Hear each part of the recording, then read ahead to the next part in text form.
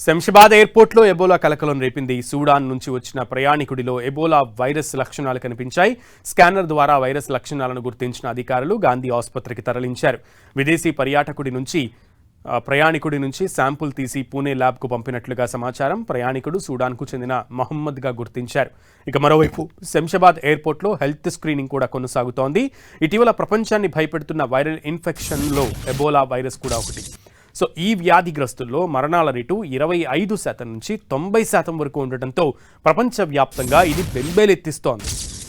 అదే ఇటీవల ప్రపంచాన్ని ఆందోళనకు గురిచేసిన కరోనా వైరస్లో మరణాల రేటు కేవలం 0.5% నుంచి 2% మాత్రమే. సో అయితే కోవిడ్లో మరణాల రేటు తక్కువగా ఉన్నప్పటికీ ప్రపంచవ్యాప్తంగా అన్ని దేశాల్లో ప్రబలడంతో దాని మృతుల సంఖ్య ప్రపంచాన్ని నివ్వెరపరిచింది. అలా కాకుండా ఎబోలా వైరస్ మాత్రం ఇప్పటికీ కేవలం ఆఫ్రికాలోని సబ్ సహారా దేశాల్లోనే వ్యాప్తిలో ఉంది. అయితే ఇటీవల 2 తెలుగు రాష్ట్రాల్లో ప్రభుత్వ యంత్రాంగాలు అప్రమత్తమయ్యాయి.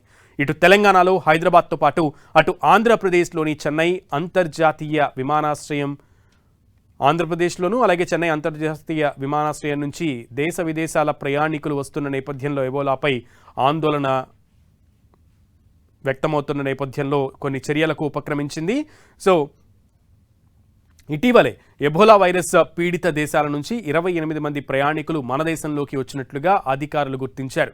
దాంతో ఒక్కసారిగా అప్రమత్తమైన ఆరోగ్య యంత్రాంగం విమానాశ్రయంలో ప్రయాణికులను పరీక్షించడమే కాకుండా ఒకవేళ వారు ఎబోలా విస్తరిస్తున్న ప్రాంతాల నుంచి వచ్చినట్లు గుర్తిస్తే వెంటనే వారిని 21 రోజుల పాటు ఐసోలేషన్లో ఉంచి పరిశీలించడానికి పూనుకుంటున్నారు.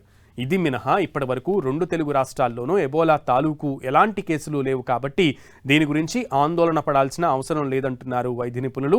అవగాహన పెంచుకోవడం మాత్రం అత్యవసరమని మాత్రం తెలియజేస్తున్నారు.